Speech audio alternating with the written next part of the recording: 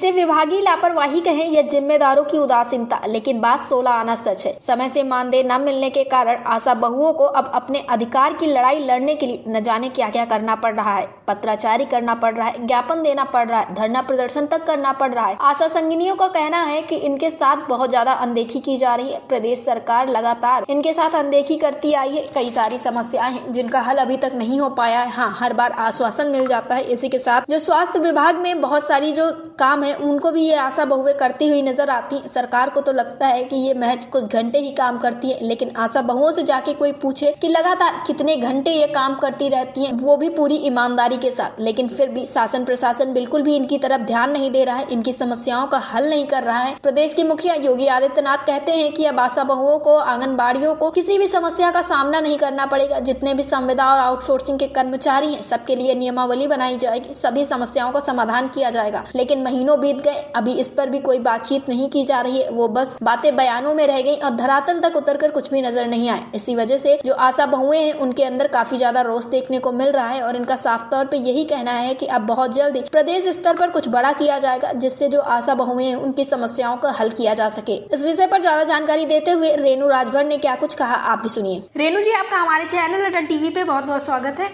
धन्यवाद।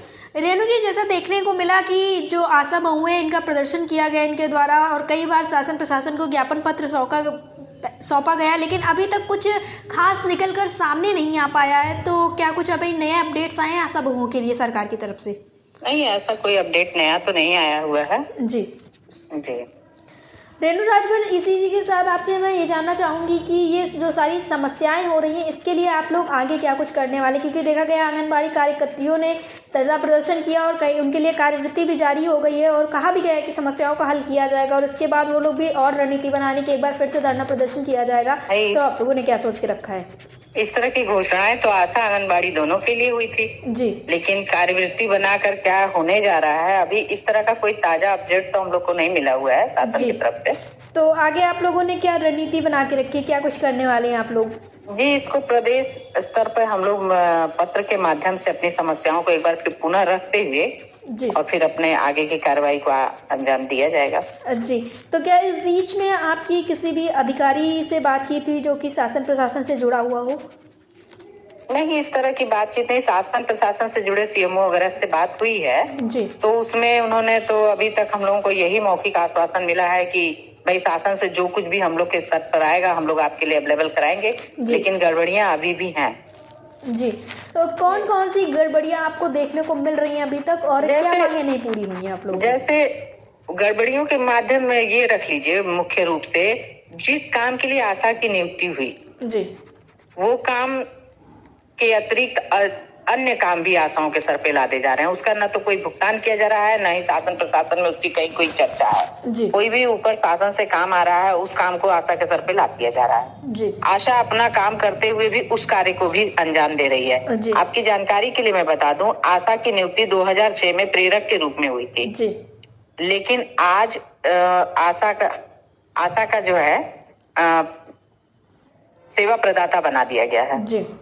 सेवाएं दे रही हैं आशा, बहुत सारे कार्यक्रम में मुख्य रूप से लीड कर रही हैं आशा जी। चाहे शासन स्तर से कोई भी काम हो, आपका आयुष्मान कार्ड को ही ले लीजिए, आयुष्मान कार्ड हो, कोविड काल में घर घर जाकर कोरोना संक्रमित लोगों की जांच करवाना, सूचनाएं एकत्र करना, गालियां सुन सुनकर आशाओं ने किया, जान पर खेल कर आशाओं ने काम किया।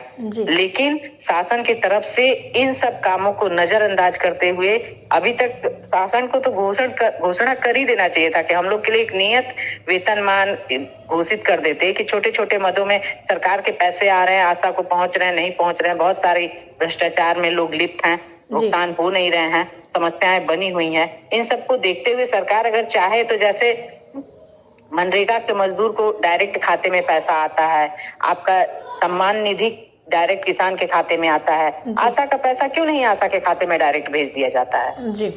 क्यों उसमें बीच में कई तो चैनल लगा कर रखा गया है जी? रेणु राजभर जी, तो क्या ये कहा जाए कि जो अभी योगी आदित्यनाथ ने कहा था कि अब आशा बहुएं, आंगनबाड़ी कार्यकर्तियां हैं जो उनके लिए नियमावली बनाई जाएगी, उनको अब किसी भी समस्या का सामना नहीं करना पड़ेगा, यानी साफ तौर पे ये कहा गया था कि जो संविदा और आउटसोर्सिंग के कर्मचारी हैं उनके लिए अच्छी चीजें की जाएंगी, लेकिन अभी तक कुछ ऐसा देखने को नहीं मिल रहा है। जी, ये चीज जमीनी हकीकत बन जाए तो इससे सुंदर क्या हो कि नियमावली बन जाए, एक मांग हम लोगों का मानदेय और वेतन घोषित हो जाए। आशा 1000 की आबादी पे काम करती हैं, आपको जीरो ग्राउंड लेवल का हर सूचना जो आपको चाहिए आशा अवेलेबल कराती हैं। जो काम आपको ग्राउंड लेवल तक ले जाना है आशा करती हैं, लेकिन उन लोगों को अभी बहुत से कार्यों में कोई भुगतान, कोई पैसे नहीं दिए जाते, तो क्यों ना सारे छोटे छोटे मदों को घटाकर एक निश्चित वेतनमान लागू कर दिया जाए। जी, रेणु राजपूत जी, अटल टीवी से जुड़ने के लिए बहुत बहुत धन्यवाद। धन्यवाद।